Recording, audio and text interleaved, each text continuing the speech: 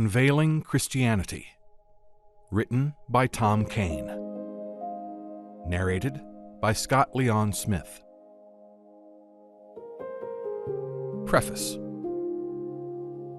It was a big surprise to me when I realized that what I was writing about Christianity would eventually turn into a 17-chapter book, Unveiling Christianity. This is a one-of-a-kind book. Some of its most significant information was not available until the last 50 years. To help me author Unveiling Christianity, I brought a strong background in research, analysis, and writing, in addition to my spiritual background and prior religious experience. Why would someone want to unveil or expose Christianity? Let me explain how and why the inspiration to unveil it came to be. Looking back, it appears that I have lived my life in roughly 4 two-decade phases. The first 20 years as a Christian, the next phase as an agnostic, the third phase as a spiritual seeker, and the last 20 years as one who is spiritually awakened. I was raised Catholic and had 16 years of Catholic education. In grade school, I believed everything I was taught. This included the list of all the venial and mortal sins. I was taught that if I committed a mortal sin and died without first going to confession, God would send my soul to the burning fires of hell for eternity. During grade school, I lived with fear, guilt, and shame. In high school, I questioned the legitimacy of the sins and much of the dogma. How could a loving God send the souls of Catholics who knowingly ate meat on Friday to hell for eternity? The Church later reduced the every Friday rule to a select few Fridays, but it is still a mortal sin. How could a loving God who we were taught was all-knowing create people with the foreknowledge that their soul would go to hell if they died in the state of mortal sin? Shortly after I graduated from college, I became romantically involved with a woman who was an atheist. Since I had found much about what I had been taught about God to be preposterous, her atheism made sense to me. I found relief in no longer needing to ponder God and the illogical nature of Catholic dogma. However, I realized that I couldn't be an atheist who believed that God did not exist, because that would be impossible to prove.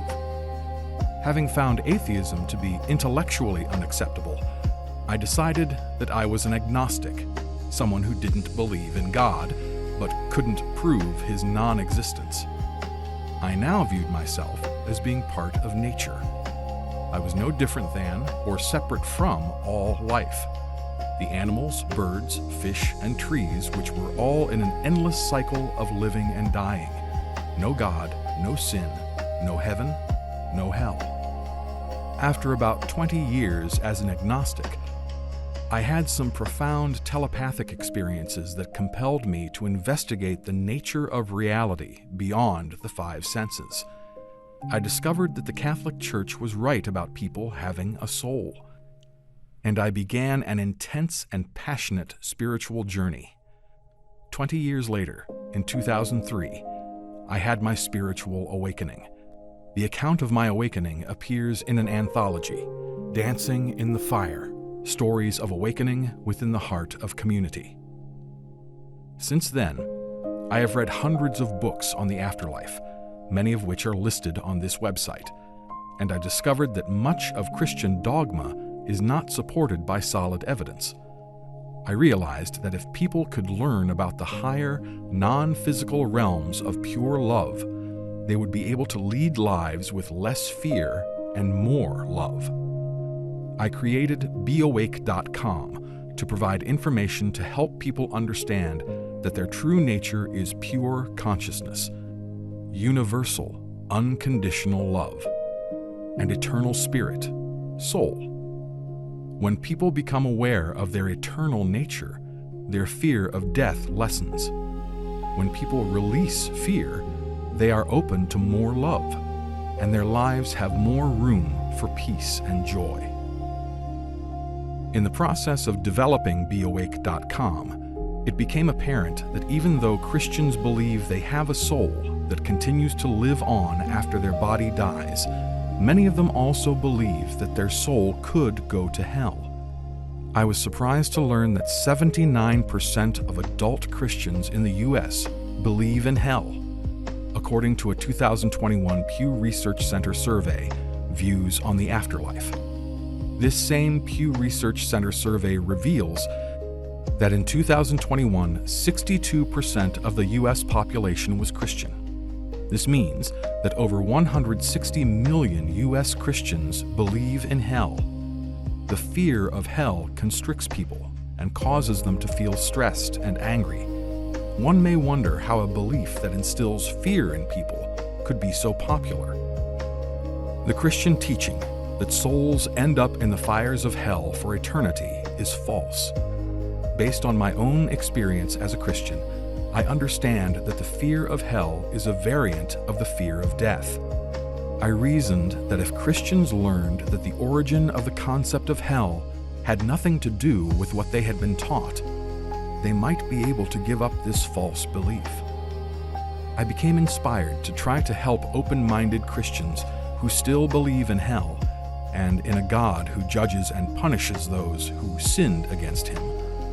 Any Christian who has the open-mindedness and courage to read Unveiling Christianity may be shocked to learn the original meaning of such concepts as hell and Satan, whose meanings were changed by the Roman Catholic Church. Most of what I have learned about the afterlife conflicts with core Christian dogma. In fact, Christian denominations teach almost nothing about the afterlife. Rather, many denominations focus on all the rules that their followers must obey to get into heaven and stay out of hell. This focus on blind obedience is compounded by the fact that according to Christian doctrine, everyone in the world is born with original sin on their soul.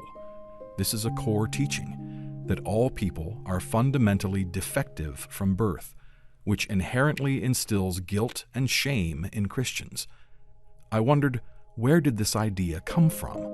A desire to find and document the answer to this one question led me on a journey to find the origins of this idea and many other Christian teachings. The overall impact of such harmful Christian teachings as original sin and hell is disturbing. In 2023, the nonprofit Global Center for Religious Research published the results of its pioneering work, Percentage of U.S. Adults Suffering from Religious Trauma, a sociological study. The study concluded that around 1/3 of U.S. adults have experienced religious trauma at some point in their life. It also found that quite possibly as much as 20% of U.S. adults currently suffer from religious trauma. Any Christian teaching or teacher that has caused you to feel shame, guilt, or fear is opposed to the core teaching of Jesus.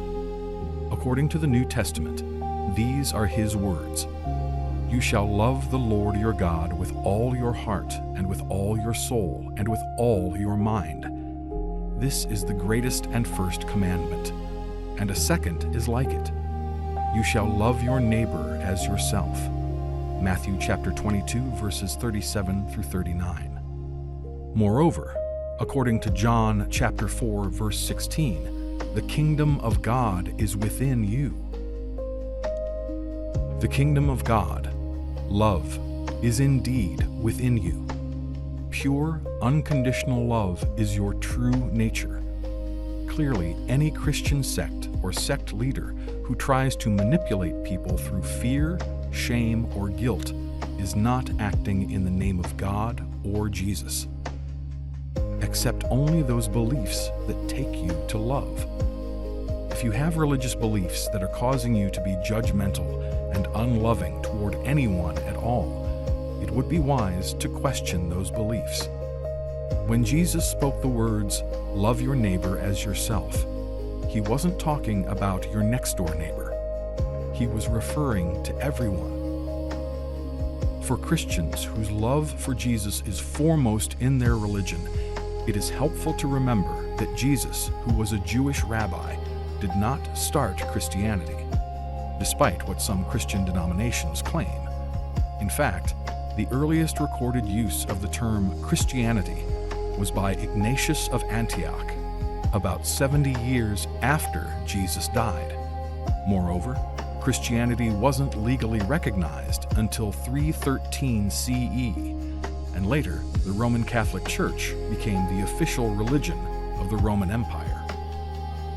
Unveiling Christianity can be used as a resource for spiritual awakening.